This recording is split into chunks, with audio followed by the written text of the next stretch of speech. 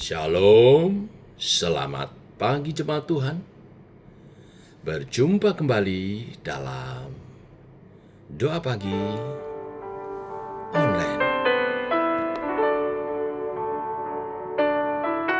Yesus, padamu ku berseru.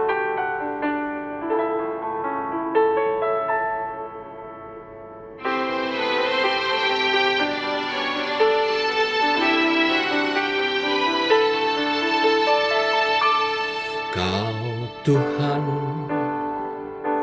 penolong dalam hidupku, ku percaya hanya kepadamu. Kau pegang tanganku dan tuntun langkahku. Yesus, kau perlindunganku. Kau Tuhan, kekuatan dalam hidupku, penolongku dalam kesesakan. Kau gunung batuku dan pertahananku. Yesus, kau kemenanganku. Yesus, padamu ku berseru. Kaulah penyelamatku. Terpujilah kau Tuhanku. Mulutku memuji namamu sepanjang umur hidupku. Terpujilah kau Tuhanku di atas segalanya.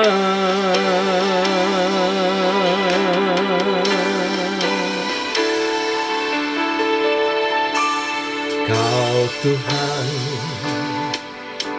kekuatan dalam hidupku, penolongku dalam kesesakan. Kau gunung batuku dan pertahananku. Yesus, kau kemenanganku. Yesus, padamu ku berseru. Kaulah penyelamatku.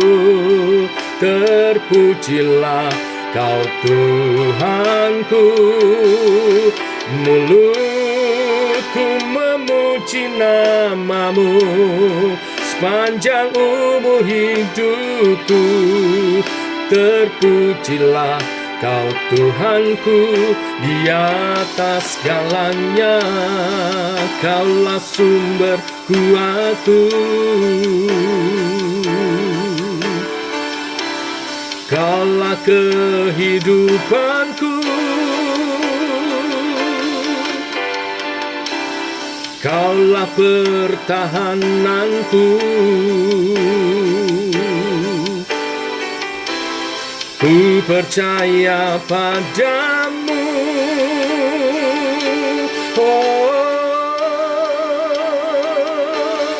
Yesus, padamu ku berseru. Kaulah penyelamatku.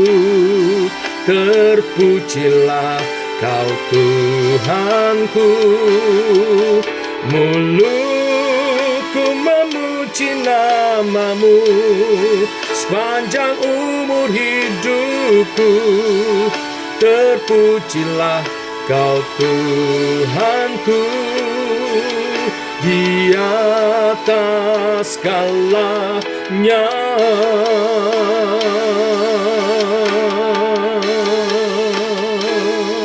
Segalanya.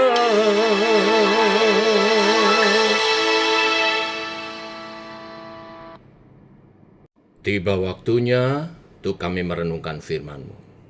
Firman-Mu yang adalah suluh dan terang bagi jalan kami. Berfirman Tuhan, terangi jalan kami, tuntun langkah kami. Oleh kebenaran firman yang kami akan renungkan. Dalam nama Tuhan Yesus Kristus. Amin. Bapak Ibu, kita akan merenungkan firman Tuhan dari Ibrani pasal yang kedua, ayat 5 sampai yang ke-18. Demikian firman Tuhan. Sebab bukan kepada malaikat-malaikat telah ia taklukkan dunia yang akan datang, yang kita bicarakan ini. Ada orang yang pernah memberi kesaksian di dalam suatu nats, katanya, apakah manusia sehingga engkau mengingatnya? Atau anak manusia sehingga engkau mengindahkannya? Namun engkau telah membuatnya untuk waktu yang singkat lebih rendah daripada malaikat-malaikat, dan telah memahkotanya dengan kemuliaan dan hormat. Segala sesuatu telah engkau taklukkan di bawah kakinya, sebab dalam menaklukkan segala sesuatu kepadanya, tidak ada sesuatu pun yang ia kecualikan, yang tidak takluk kepadanya. Tetapi sekarang ini belum kita lihat bahwa segala sesuatu telah ditaklukkan kepadanya.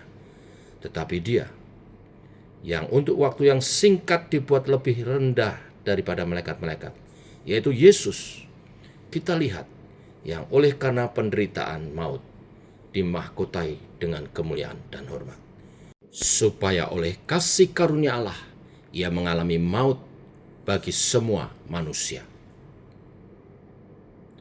Sebab memang sesuai dengan keadaan Allah yang baginya dan olehnya segala sesuatu dijadikan, yaitu Allah yang membawa banyak orang kepada kemuliaan, juga menyempurnakan Yesus yang memimpin mereka kepada keselamatan dengan penderitaan. Sebab ia yang menguduskan, dan mereka yang dikuduskan, mereka semua berasal dari satu. Itulah sebabnya ia tidak malu menyebut mereka saudara. Katanya, aku akan memberitakan namamu kepada saudara-saudaraku dan memuji-muji engkau di tengah-tengah jemaat. Dan lagi, aku akan menaruh kepercayaan kepadanya. Dan lagi, sesungguhnya inilah aku dan anak-anak yang telah diberikan Allah kepadaku, karena anak-anak itu adalah anak-anak dari darah dan daging, maka ia juga menjadi sama dengan mereka dan mendapat bagian dalam keadaan mereka, supaya oleh kematiannya ia memusnahkan dia, yaitu iblis yang berkuasa atas maut, dan supaya dengan jalan demikian ia membebaskan mereka yang seumur hidupnya berada dalam perhambaan oleh karena takutnya kepada maut. Sebab sesungguhnya bukan malaikat-malaikat yang ia kasihani, tetapi keturunan Abraham yang ia kasihani. Itulah sebabnya, maka dalam segala hal yang harus disamakan dengan saudara-saudaranya, supaya ia menjadi imam besar yang menaruh belas kasihan dan yang setia kepada Allah untuk mendamaikan dosa seluruh bangsa. Sebab oleh karena ia sendiri telah menderita karena pencobaan, maka ia dapat menolong mereka yang dicobai. Amin. Bapak Ibu jemaat Tuhan, perikop ini dimulai dari kutipan Mazmur 8 ayat 4 sampai 6, di mana berisi nyanyian kemuliaan bagi manusia yang diciptakan mirip serupa dengan Allah dan yang telah diberi oleh Allah kuasa atas segala yang ada di bumi. Tetapi kemudian manusia yang diharapkan Allah untuk menguasai dan mengerti memelihara, menjaga alam, namun jatuh dalam dosa. Keadaan manusia yang berdosa rentan terhadap kelemahan. Akibat dosa takluk kepada nafsu dan godaan, terbelenggu atas keinginan-keinginan dirinya sendiri, lupa akan tujuan atas penciptanya. Manusia tidak hidup sesuai dengan kehendak dan rencana Allah. Manusia semestinya bebas, tapi justru malah terikat oleh dosa. Semestinya menjadi penguasa atas alam semesta ini, tetapi malah menjadi budak dosa. Manusia tidak menjadi seperti apa yang Tuhan harapkan. Nah, dalam keadaan seperti inilah Kristus datang, dan dia bersedia menderita mati demi manusia berdosa. Kematian Kristus menjadi jalan bagi manusia untuk menjadi gambaran dan potret rencana Allah yang semula. Juru selamat mati supaya manusia lepas dari maut dan dosa, sehingga maut tidak berkuasa lagi atas kita. Kematian juru selamat meredakan murka Allah, dan yang saat yang sama mengadakan rekonsiliasi pemulihan hubungan antara Allah dan manusia. Pengertian ini semua membawa sebuah kesadaran tentang tujuan dan arti hidup yang sejati bagi setiap umat manusia, bahwa sesungguhnya setiap manusia yang telah mengalami kuasa kematian dan kebangkitan Kristus sesungguhnya harus hidup bagi kemuliaan nama Tuhan, mengarahkan hati dan kepikirannya kepada tujuan awal penciptaannya sebagai manusia, yaitu menjadi mitra Allah dalam dunia dengan cara mengelola, merawat, memberdayakan alam ini, dan juga menjaga persekutuan dengan Tuhan Sang Pencipta. Tuhan Sang Pencipta, Tuhan Allah adalah Tuhan kita, dan kita umatnya. Hanya dengan cara inilah hidup kita bermakna, baik bagi diri kita sendiri, dengan sesama, terlebih bagi Tuhan Sang Pencipta kita.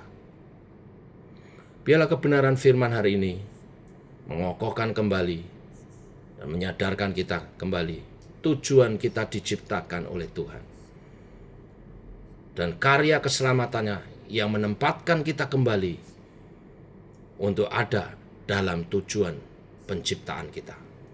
Biarlah kita hidup sebagai ciptaan-ciptaan yang baru di dalam Tuhan Yesus Kristus. Mari kita berdoa. Bapa dalam surga, dalam nama Tuhan Yesus, kami datang kepadamu bersyukur buat kasih dan rahmat-Mu yang selalu baru. Demikian pagi hari ini, oleh kasih Tuhan, rahmat-Mu dinyatakan, dan kami diberi kesempatan untuk hidup seturut tujuan ilahi yang Kau tetapkan saat Engkau ciptakan kami umat manusia. Mengelola alam semesta ini, menyatakan kuasa-Mu, kasih dan kebenaran-Mu di dunia ini, menjaga hubungan kami dengan Tuhan sebagai pencipta kami melalui ibadah-ibadah kami sebagai umat yang hanya memuji menyembah kepada Tuhan. Terima kasih untuk firman-Mu yang mengingatkan kepada kami. Berkati umat-Mu supaya menangkap kebenaran ini dan kembali hidup dalam kehendak dan rencana-Mu Tuhan, sebagai makhluk yang berkuasa, yang segambar serupa dengan-Mu, dan yang telah Engkau tebus, Engkau pulihkan kami, hidup dalam berkat-berkat-Mu. Kami hidup dalam kuasa-Mu, dalam kasih-Mu, dalam kebenaran-kebenaran-Mu. Kami berkemenangan di dalam Kristus, dalam usaha pekerjaan, dalam karir, dalam rumah tangga, dalam kehidupan kami bermasyarakat, menjadi garam dan keram dunia, membawa pengaruh bagi dunia, menyatakan kerajaan Allah di bumi seperti di surga. Kami berdoa Tuhan supaya kami terus, hubungan kami dengan Tuhan terjaga, dan hubungan kami dengan sesama menjadi baik juga, untuk kami jadi berkat bagi sesama. Tuhan melawat kami, mengurapi kami oleh kuasa Roh Kudus, kami menjadi kesaksian bagi setiap orang. Demikian doa kami, menyertai sepanjang hari ini kehidupan kami, dalam nama Tuhan Yesus Kristus. Amin. Demikian saudara doa pagi kita. Selamat pagi. Shalom.